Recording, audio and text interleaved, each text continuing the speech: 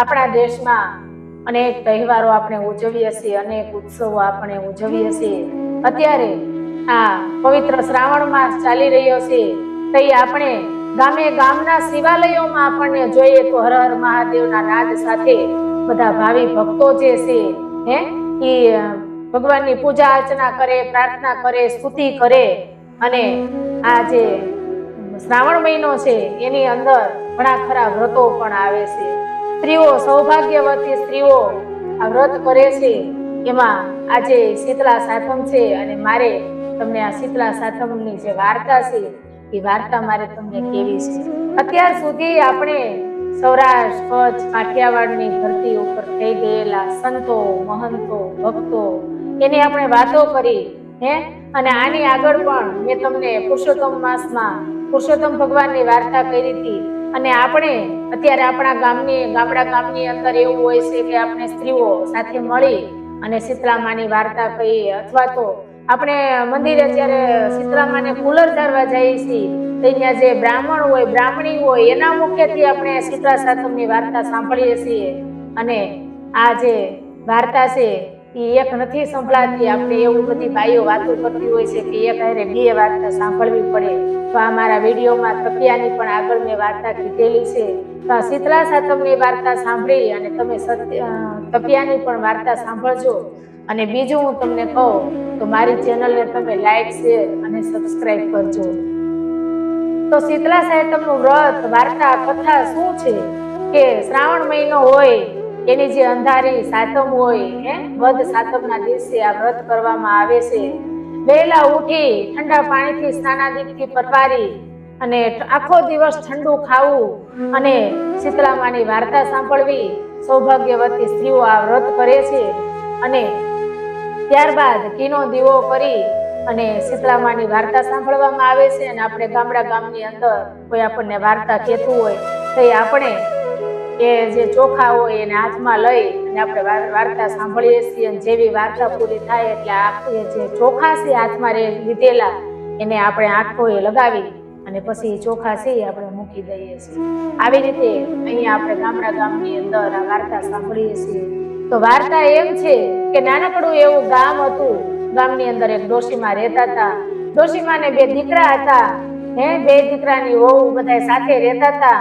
એમાં જે મોટી વહુ છે એ થોડીક ઈર્ષાળુ અને વાત વાતમાં વાકું પાડે, ભજીયાખોર, ઈર્ષાળુ, વાત વાતમાં વાકું કરે એવી વહુ હતી. અને જ્યારે નાની વહુ છે એ ભલી, ભોળી, દયાળુ આવી આ વહુ બે છે. અને બરોબર શીતળા સાતમનો દિવસ આવ્યો અને આગલા દિવસે આપણને ખબર છે રાંધણ છઠના દિવસે આપણે બધાય આગલા દિવસની રસોઈ બનાવી લઈએ છીએ. તઈ એ જે રાંધણ છઠ છે એ રાંધણ છઠના દિવસે નાની વહુ છે એ ચૂલે બેઠી છે. આખા દિવસની થાકેલી, સાંજે આખા સાતમનું રાંધેલું અને એ થાકી અને બરોબર એવું થયું કે દિયતમાં પછી એ બાઈજી રાંધતી હતી અને હાંજ પડવા આવી. તેને એમ થયું કે લઈને છોકરો રોવે છે તે જરાક લઈ અને આડે પડખે થાવ. નાનો છોકરો હતો એ હાથે કામ પડતા મૂકી અને દીકરાને પડખામાં લઈને સૂતી અને જરાક આંખ મળી ગઈ, નીંદર આવી ગઈ. અને બન્યું એવું કે આપણને ખબર છે કે આપણે છઠના દિવસે ચૂલો ઠારવાનો હોય. હવે તો આ બધા મહાનગરપાલિકાઓમાં ગામડા ગામમાં ગેસ આવી ગયા. પેલા લીપેલા ગુપેલા ચૂલા હતા. લીપેલા ગુપેલા એ ચૂલા હોય એને આપણે આખો છઠના દિવસે આખરે સાતમના દિવસથી રાંધી લઈ, પછી ચૂલાને ઠારી એને લીપી એ ચૂલા ઉપર કંકુ અને ચાંદલા કરી, ચોખાની ઢગલીઓ કરી, ઝાડની ઢગલીઓ કરી આવી રીતે ચૂલો ઠારવામાં આવતો. જેથી કરી અને રાત્રે જે આપણે વાર્તામાં પણ સાંભળીએ છીએ કે અડધી રાતે શીતળામાં ઘેરે ઘેરે આટો મારવા આવ્યા અને એ બાઈજી છે એ છોકરાને લઈને સુઈ ગઈ હતી. આંખ મળી ગઈ, નીંદર આવી ગઈ અને એને સાંભળ્યું નહીં કે હજી મારે ચૂલો ઠારવાનો બાકી છે. શીતળામાં આવ્યા અને જેવા ચૂલામાં આળોટા એવું એનું શરીર દાજી ગયું અને એને કીધું કે જેવું મારું શરીર દાજ્યું એવું એનું પેટ દાજ્યું. એવું કીધું અને સવાર પડ્યું એ બાઈએ જોયું તો છોકરો તો મૃત્યુ પામ્યો હતો. એની હાહુને વાત કરે છે કે બા આવું થયું. તો એમ કે છે કે સીધા અમે પોપાઈમાન થયા છે, તું જા. એ તો ભોળી છે, માતા છે, માતાજી છે, તને એ કે તારી ભૂલ થઈ છે તું તને માફ કરી દે.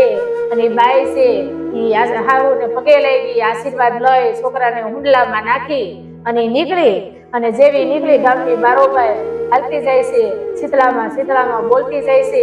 અને આગળ ગઈ તા બે તલાવડી મળી તો તલાવડી પૂછે છે, બાઈ ક્યાં જાશો? તો કે શીતળામાની ગોતને જઈશું. તો કે અમે આ સલોસલ બે તલાવડી ભરી છે, અહીંયા કોઈ પશુ પંખી પ્રાણી માણસ કોઈ અમારો પાણી પીતું નથી, પાણી પીવે તો મૃત્યુ પામે છે. તને શીતળામાં મળે તો અમારા દુઃખનું નિવારણ કેતી પૂછતી આવજે ને. અને ત્યાંથી બાઈ આગળ જાય છે. ત્યાં બે જે આખલા છે એ બે બાંધે છે, ગળામાં ઘંટીના પડ છે. તો એમ કે છે કે અમે શું પાપ કર્યા છે? તું જાશો? એને કીધું કે હું શીતળામાની ગોતને નીકળીશું, તો તું જાશો તો અમે ક્યાં પાપ કર્યા છે? અમારા પાપનું નિવારણ પૂછતી આવશે. અને એ બાઈ ત્યાંથી નીકળી આગળ ગઈ તો એ બોયડી છે, બોયડી નીચે વાઈટ વણાઈ ગયેલા વાળ વાળા એક ડોહી બેઠા છે. અને એમ કે છે કે અરે બાઈ જરાક જોને કે મને માથામાં ખજવાળ આવે છે, કાળી બળતરા એવી છે, જરાક મારી માથું જોતી જાને. તો ક્યાં જાશો? એ કે આ શીતળામાની ગોતને જાઉં છું, પણ હારું લ્યો કે તમારું માથું જોઈ દો એમ કહી અને જે પોતે હુંડલો હતો એમાં દીકરો હતો એ ડોહીમાના ઘોડામાં દીધો અને પોતે જે ઝાડવા હેઠે બેઠેલા ડોહીમાં છે માથામાંથી ધૂળ નીકળવા લાગી. અને એને એમ શાંતિ થઈ, ટાઢક થઈ. ડોશીમાં છે એને આશીર્વાદ દીધા કે જેવું મારું માથું ઠર્યું એવું તારું પેટ ઠરજો. અને જે ખોળામાં દીકરો ઉતો હતો એ તો કિલકિલાટ કરવા માંડ્યો, દાંત કાઢવા માંડ્યો, દીકરો સજીવન થઈ ગયો. અને એ બાઈ છે ઓળખી ગઈ કે ઓહો તમે શીતળામાં છો, એ પગે લાગી. અને જે આખલા છે, જે તલાવડીઓ છે એના દુઃખની વાત કરી. તો જે ડોશીમાં છે એને આ વહુને આશીર્વાદ દીધા, દીકરાને સજીવન કર્યો. અને એમ કીધું કે રસ્તામાં જે બે આખલા બાંધે છે એના ગળે જે ઘંટીના પડ છે તું છોડી નાખજે. એ ગે ભવે બે દેરાણી જેઠાણી હતી, એકાબીજાને કઈ ખાવા દેતી નહોતું, ઈર્ષાળ્યું હતું, એટલા માટે થઈ અને આ ભવે એને આ જે આખો દિવસ ઝઘડા કરે છે. અને જે બે તલાવડીઓ છે એ બે ગયા ભવે શોક્ય હતી અને ખંભીને રેત્યું નહોતું, એટલે આ ભવે બે તલાવડી બની અને એને પાણી કોઈ પીતું નથી. એ તું આના પડ છોડી નાખજે એટલે સુખે રહેવા મળશે, એના પાપ નાશ પામશે. તલાવડીનું પાણી તું ખોબો ભરીને પીજે એટલે એના દુઃખ દૂર થશે. આવા માતાજી એને આશીર્વાદ દીધા. અને બાઈ તો પોતાનો હસતો દીકરો લઈ અને તલાવડીનું દુઃખ ભાંગ્યું, આખલાનું દુઃખ ભાંગ્યું, ઘેરે આવી દી આથમી ગયો અને હાહુને બધી વાત કરી કે આવું છે.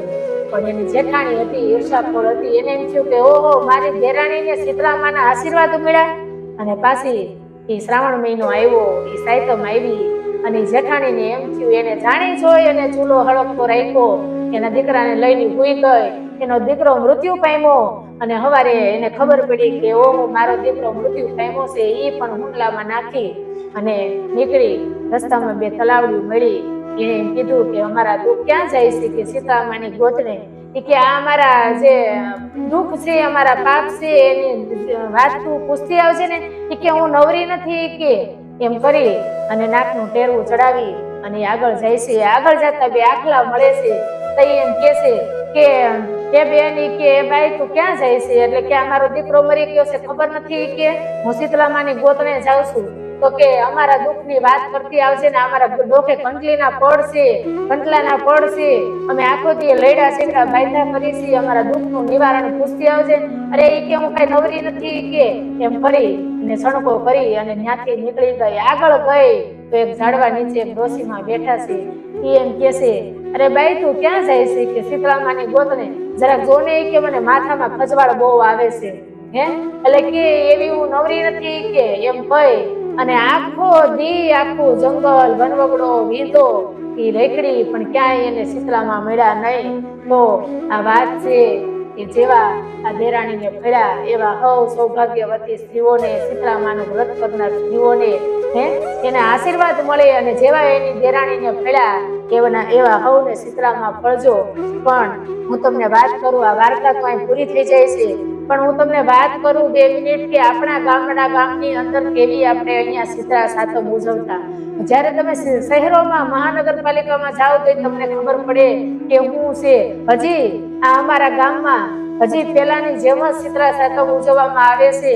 કે શીતળામાના મંદિરે જાય, બાયું બધી ભેગી થઈ જાય, હાથમાં એ પૂજા અર્ચના ફૂલેરની થાળી હોય, ભરત ભરેલો રૂમાલ ઢાંક્યો હોય અને એ શીતળા ઝાડતા હોય હે અને નાના નાના છોકરા હોય એને બધાને આપણે પ્રસાદી દઈ બાયું બધી 10-15 ભેગ્યું થાય એટલે ગોરાણીમાં વાર્તા કહીએ ગોરાણીમાં આપણે દક્ષિણા દઈએ પાછું ઘેરે આવી અને ઉમરા પૂજન કરે ચૂલાનું પૂજન કરે અને બધી બાયું હારે મળી અને ગીતો ગાય વડીલોને પગે લાગે અને જે આખો દિવસ એને હાંધવાનું નહીં લુગડા ધોવાના નહીં કાંઈ કાપવા વાઢવાનું નહીં કેમ કે અત્યારે શ્રાવણ માસ છે અત્યારે આપણે નીણ વાઢવા જવાની હોય વાડીએ કામ કરવા જવાનું હોય એ કાંઈ કામ કરવાના નહીં નીંદવા ખોદવા વાઢવાનું કાપવાનું અને આ આખો દિવસ ટાઢું ખાય અને આ વ્રત કરવાનું આવું આ વ્રત છે તો આ હતી શીતળા સાતમની વાર્તા અને પછી તમે મારા વિડીયોમાં આપેલી છે તપિયાની વાર્તા પણ સાંભળી લેજો તો જય શીતળા માતા